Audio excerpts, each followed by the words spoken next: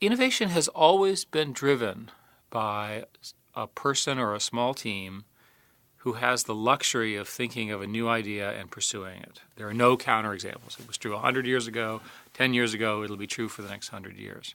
Innovation does not come from people who are sitting in classrooms, studying books, going linearly through the material. And innovation is something, by the way, in your personal life that comes when you're not under the gun. So it's important that even if you don't have any balance in your life, I think that you have some times when you can get some reflection. So that you could say, well, maybe I'm not working on the right thing, or maybe I should have this new idea, or maybe I should call this person and ask them if I'm in trouble. Sort of the creative parts of one's mind are not on schedule, the nature of our human minds.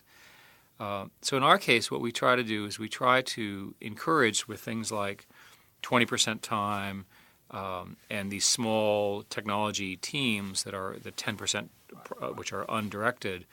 We try to encourage them to really think out of the box. We also try to look for small companies that we can acquire, because often it's small companies which have gotten started, but they can't really complete what they're doing, have some of the great new ideas. Google's objective is to be a systematic innovator at scale. So scale means more than one, and innovator means things which really cause you to go, wow.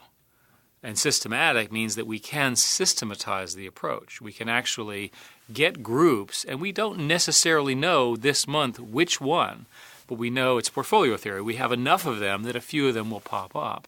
And of course, we also cull them to make sure that the ones that are not doing anything and they're not very successful, we push them to try to do something different or retarget or in fact get canceled, although that's relatively rare. Executives always want to simplify the lives that they have. So they want to have 3 divisions and 4 products and all the people on this and all the marketing and so forth. And that may work in some businesses, but for most businesses, it is the nature of technology that they're going to become more complex, have more products, have more variants.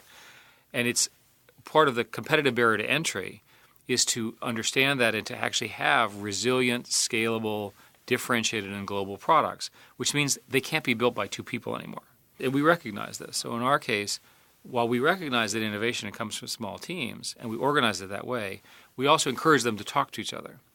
And one of the things that we've tried very hard to avoid at Google is the sort of divisional structure and the business unit structure that prevents cross-unit collaboration.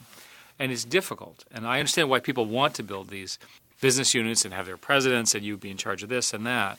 But by doing so, you cut down the informal ties that in an open culture drive so much collaboration. If people in the organization understand the values of the company, they should be able to self-organize to work on the most interesting problems. And if they haven't, or are not able to do that, you haven't talked to them about what's important. You haven't built a shared value culture,